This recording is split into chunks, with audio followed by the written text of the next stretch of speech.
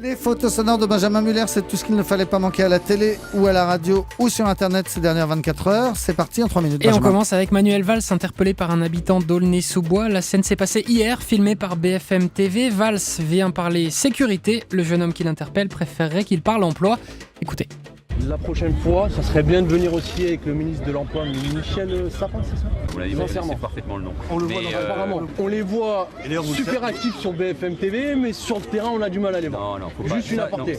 Parce qu'en ce moment, on vous voit beaucoup, monsieur, avec cette affaire de quenelle. Non, mais ça, voilà. Ramenez-nous de l'emploi plutôt, au lieu de nous ramener une image du quartier. Vous êtes déjà en train de mélanger les sujets. On ne mélange pas, monsieur. C'est qu'on vous a élu, certes, par rapport à la sécurité, mais on a élu un président par rapport à l'emploi. C'est le vrai problème. Au-delà du petit discours que vous êtes en train de faire.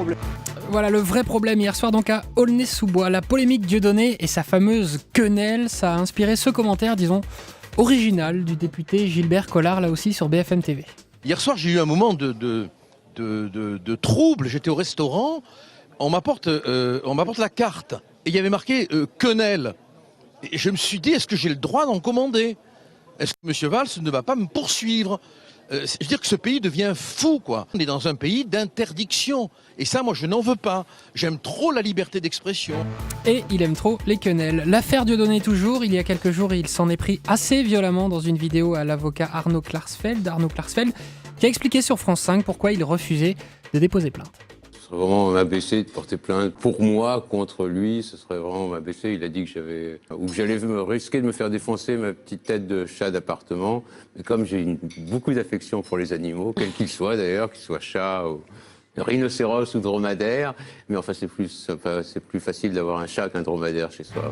Voilà, et on revient sur l'affaire Dieudonné dans quelques instants dans les grands débats d'Europe Soir. Une question maintenant, faut-il augmenter le prix des cigarettes? C'était le thème du débat de Wendy Bouchard à la mi-journée sur Europe 1. Wendy recevait le très respectable professeur Dautzenberg, connu pour sa lutte acharnée contre le tabac. Et quand on lui dit que les fumeurs sont libres de fumer, ça l'énerve beaucoup. Parler de liberté quand je vois toute la journée des drogués à la nicotine qui voudraient s'en passer, qui disent j'ai été attrapé quand j'étais adolescent, je voudrais être libre, j'ai perdu ma liberté. Prévention. Dire liberté et tabac, c'est pas vrai. La liberté, c'est de pas fumer. Fumer, c'est de l'esclavage et on est rendu esclave à l'adolescence. Et il faut pas parler de tabac et liberté. C'est comme la liberté des petites filles de se faire violer. C'est pas une liberté. Merci. Voilà pour la comparaison osée.